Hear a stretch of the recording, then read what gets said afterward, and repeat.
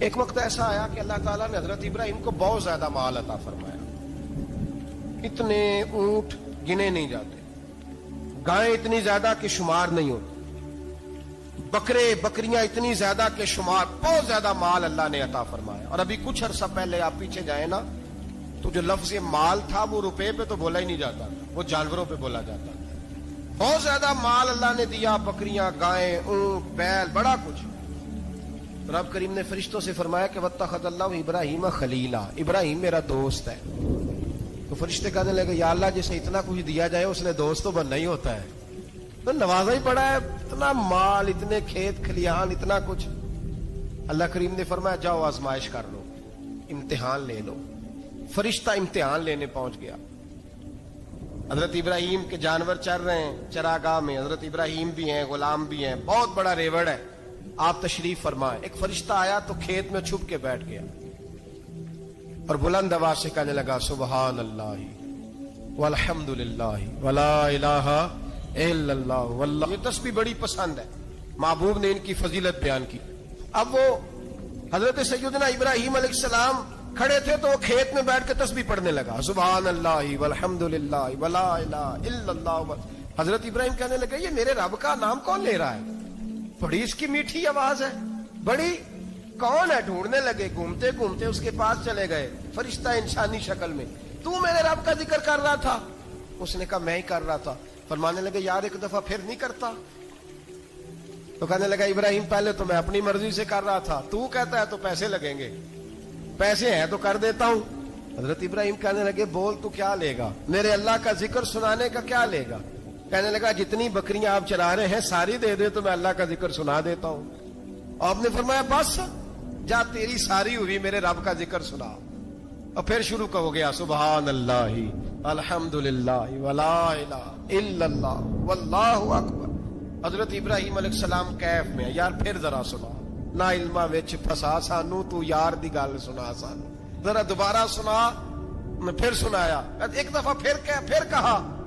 فرشتہ کہنے لگا بس جی آپ کے پیسے پورے ہو گئے. حضرت ابراہیم کہنے لگے چل ایک دفعہ اور سنا.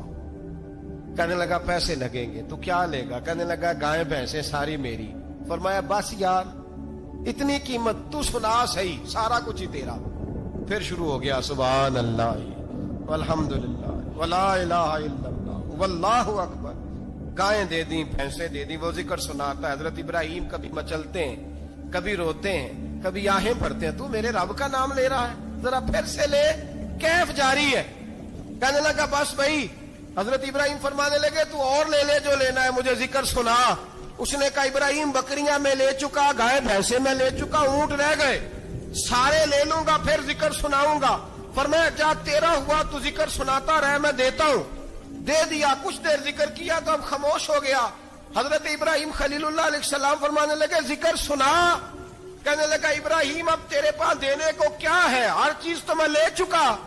آپ فرمانے لگے یہ گائے بھینسیں بکریاں چرانے کے لیے تجھے کوئی نوکر ملازم بھی تو چاہیے نا. تو اس طرح کر مجھے رکھ لے، میں روٹی نہیں مانگوں گا، کھانا نہیں مانگوں گا، تو اللہ کا ذکر سناتا رہنا، میں تیرے جانوروں کی نوکری کرتا رہوں گا. حضرت ابراہیم علیہ الصلوۃ والسلام نے جب یہ کہا نا، فرشتے کی آنکھوں میں آنسو آ گئے. تر دامنی پہ شیخ ہماری نہ جائیے، ہم دامن نچوڑ دیں تو فرشتے وضو کریں.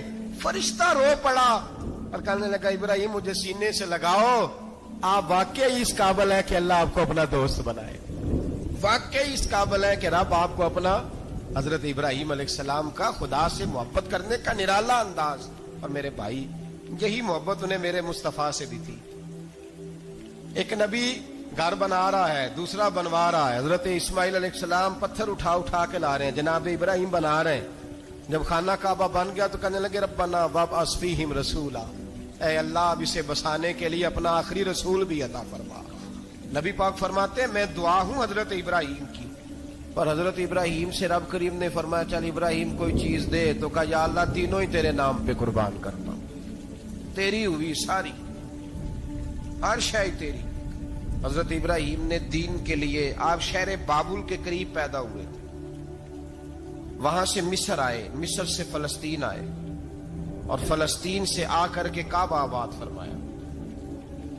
زندگی سفروں میں گزری، सफर एक तकलीफ वाली चीज है, पर हजरत इब्राहिम ने वतन छोड़ दिया, घर छोड़ दिया। जान बड़ी अजीज होती है। तो हजरत इब्राहिम ने जब दीन के लिए निकले तो जद्दोजहद की, घर के अंदर भी घर के बाहर भी। आपके वालिद का नाम तारक है, वो तौहीद परस्त थे, ईमानदार थे, परहेजगार थे। आपके चचा का नाम आजर है, वो बुत परस्त थे, बुत बेचा करते थे। हजरत सैयदना इब्राहिम अलैहिस्सलाम जब मैदान अमल में निकले तो हजरत इब्राहिम अलैहिस्सलाम ने अपने घर से जिहाद शुरू किया।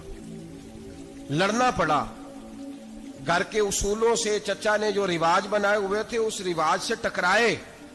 फरमाया मैं अपने घर के अंदर ये बुत परस्ती नहीं होने दूंगा। चचा को एक दफा नहीं, बार बार 100 दफा समझाया। आपका चचा बुत बना के बेचा करता था। हजरत इब्राहिम अलैहिस्सलाम थोड़े बड़े हुए तो कहने लगा कि चलो मेरे साथ, तुम भी बुत बेचने हैं, हमारा कारोबार है। हजरत इब्राहिम साथ निकले तो बुत पकड़ा है, गंदे पानी के अंदर उस बुत को डुबोते हैं। कहते हैं किसी ने खरीदना है तो खरीद लो, ना ये नफा दे सकता है ना नुकसान दे सकता है। जो अपना आप नहीं बचा सकता तुम्हें क्या बचाएगा, खरीदना है तो खरीद लो। चचा कहने लगा तू कारोबार चमका रहा है कि तबाह कर रहा है। घर में बड़े मामलात खराब हुए, झगड़े हुए, लेकिन हजरत इब्राहिम अलैहिस्सलाम एक मिनट के लिए भी अपने घर के अंदर भी कंप्रोमाइज करने को तैयार। ये थोड़ा मुश्किल मैंने पहलू छेड़ दिया है, ये थोड़ा मुश्किल पहलू छेड़ दिया है। थोड़ा समझदार आदमी है पर बीवी से पर्दा नहीं करा सकता, सियाना है, पंचायत का बंदा है। जो इससे आप कहेंगे वो बात ये सुनाएगा, लेकिन कहता नहीं जी मैंने कोशिश कर ली है। किस किस्म की कोशिश है साहब, कैसे हो गया? हजरत इब्राहिम अलैहिस्सलातो सलाम ने घर के अंदर से फरमाया नहीं करने दूंगा। घर के अंदर भी टकराए। फरमाया तुम जो भी हो, पाश पाश किया चचा के उसूलों को। और बाहर जब निकले तो सिर्फ इलाके के चेयरमैन से नहीं टकराए, MP MNA वजीर मशीर से नहीं टकराए। सुपर पावर नमरूद दुनिया का वाहिद हुक्मरान था उस वक्त, दूसरा कोई हुक्मरान ही नहीं था। अकेले हुक्मरान से जाकर टकराए। कोई साथ फौज नहीं थी, कोई साथ उनके ताकत बज़ाहिर दुनियादारी की कोई नहीं थी, पर हजरत इब्राहिम जाकर टकराए। और मेरे रसूल पाक सल्लल्लाहु अलैहि वसल्लम ने सनद बयान की, फरमाया अफदलुल जिहाद कलीमतुल हक इंद सुल्तानिल जाबिर। फरमाया सबसे अफजल जिहाद ये है कि तू जालिम बादशाह के सामने खड़े होकर हक बात बयान कर दे। ये सबसे बड़ा जिहाद है, ये सबसे अफदलुल जिहाद है कलीमतुल हक इंद सुल्तानिल जाबिर, सबसे बड़ा जिहाद। हजरत इब्राहिम खड़े हो गए, सुपर पावर से टकराए। यहां हम लोग हिकमतों का शिकार हैं, देखेंगे, करेंगे, सोचेंगे। और मौलवी साहब को वैसे कहते हैं आप परहेज करें सियासी बातों से। भाई अल्लाह के हर नबी ने जाके वक्त के जालिम हुक्मरान को लताड़ा है, ललकारा है। ये तो मिशन अंबिया है। हजरत सैयदना इब्राहिम अलैहिस्सलातो सलाम ने जो उसको जाके कहा कि तू झूठ बोलता है, तू झूठा है, तू खुदाई का दावा करता है, तू बहुत बड़ा जालिम है। और कुरान मजीद ने इस सारी बात को बयान फरमाया। हजरत इब्राहिम अलैहिस्सलातो सलाम से कहने लगा मैं रब हूं। तो आपने फरमाया मेरा रब तो वो है जो जिंदा करता और मारता है। तो फिर आप हक बात बयान करेंगे तो अल्लाह मारेगा कि बंदा मारेगा? कुछ भी नहीं होता, क्योंकि जिंदगी मौत किसके हाथ में है? अल्लाह के हाथ में। जिंदगी मौत अल्लाह, कुछ भी नहीं होता। इंसान सही सिमत का तयन करे और सही सही चले। हजरत अली शेर खुदा से किसी ने कहा था कि आपके बड़ी दुश्मनी है, कोई मुहाफिज रख लें। आप फरमाने लगे मौत खुद बहुत बड़ी मुहाफिज है, वक्त से पहले आती ही नहीं। बड़ी मुहाफिज है, वक्त से पहले। अल्लामा नूरानी रहमतुल्लाह ताला अलैह कराची जैसे शहर में रहा करते थे, जहां गांव गांव पे खतरा था। लोगों ने कहा हजरत इतने बड़े लीडर हो, आपकी जमात की 62 सीटें हुई कौमी असेंबली में, एक ऐसा वक्त भी आया तो कोई एक आदमी बंदूक वाला। आप फरमाने लगे मुझे जरूरत ही नहीं, इसलिए कि जिस खुदा रसूल के लिए मैं निकला हूं वो खुद ही हिफाजत करने वाले हैं, जरूरत नहीं इन चीजों। तो भाई हजरत इब्राहिम टकराए और आपका अंदाज क्या है? जाके कहा कि तू नहीं, खुदा वो है जो जिंदा करता। और उसने एक बेवकूफों जैसी दलील दी। एक आदमी को कल फांसी देनी थी तो उसको बुलाया, कहने लगा तुझे कब फांसी है? उसने कहा कल। कहने लगा जा तुझे आजाद किया, जिंदगी दी। اس کو چھٹی دے دی. ایک عام آدمی بیچارہ بیٹھا تھا, اس کو پکڑ کے نا کہنے لگا اس کی گردن اڑا دو.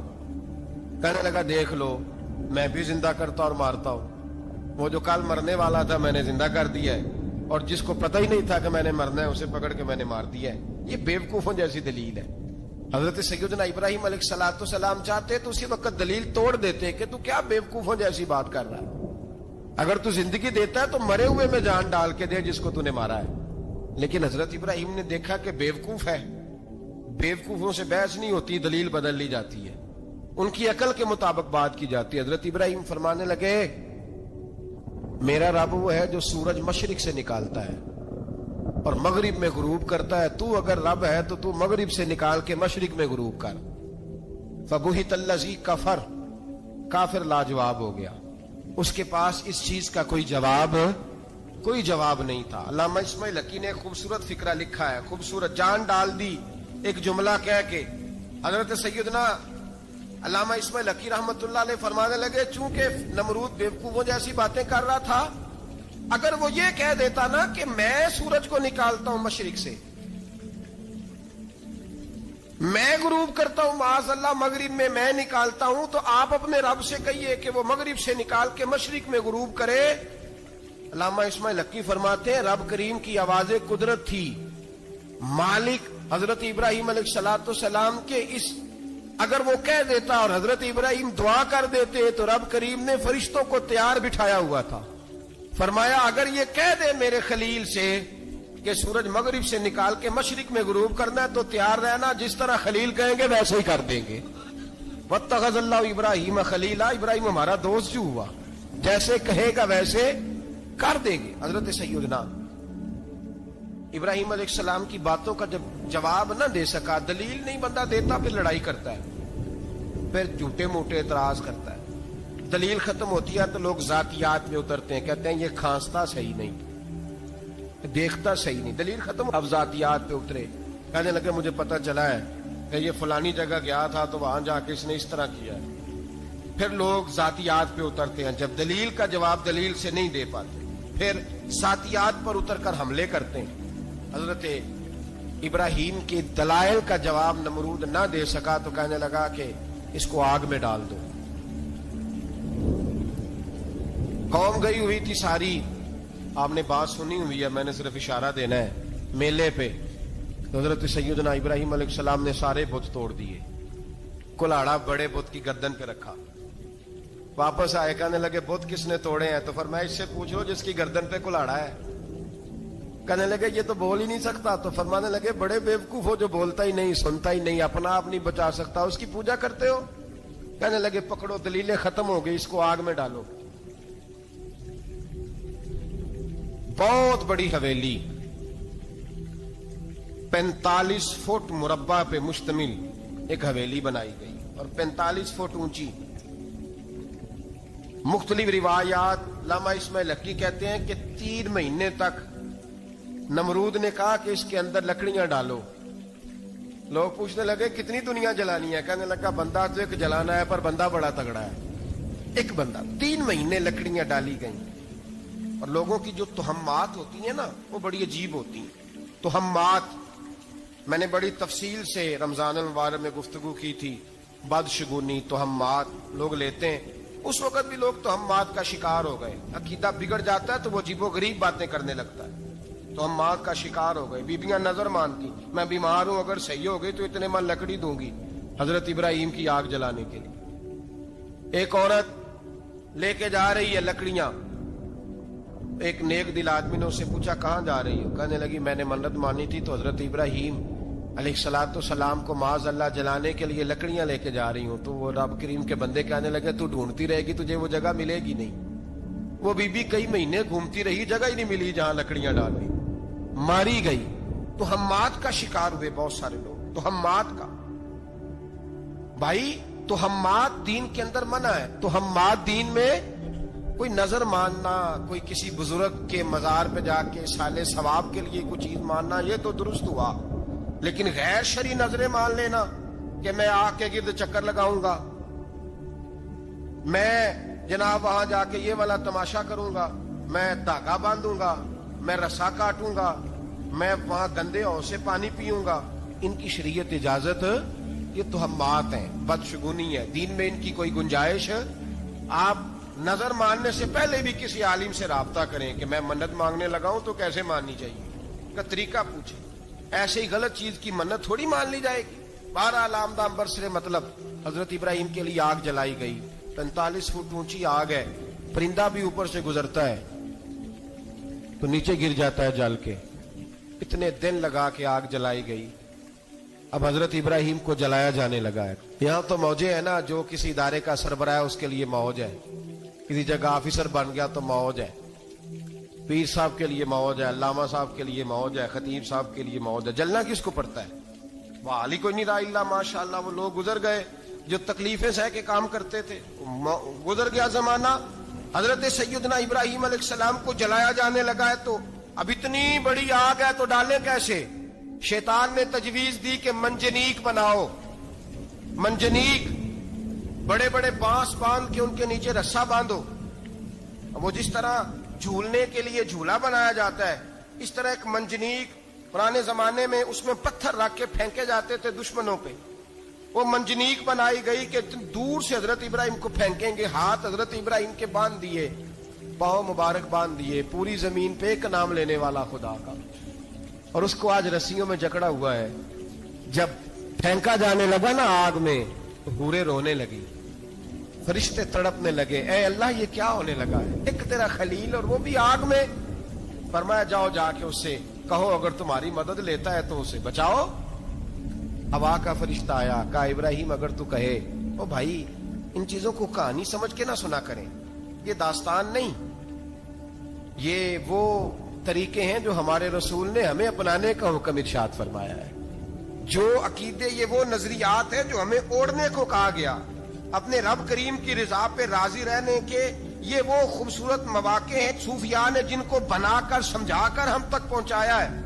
یہ ہے اہل طریقت کی باتیں، وہ کہتے ہیں یار جس حال میں رکھے راضی رہنا ہے۔ حضرت ابراہیم علیہ السلام کو پھینکا جا رہا ہے، فرشتہ آیا، اے اللہ کے خلیل اگر حکم دو تو اتنی ہوا چلاؤں کہ نمرودی جل جائے سارے، آگ ان پہ پھینک دی جائے۔ آپ نے فرمایا تو جا، تجھ سے مجھے کوئی کام نہیں۔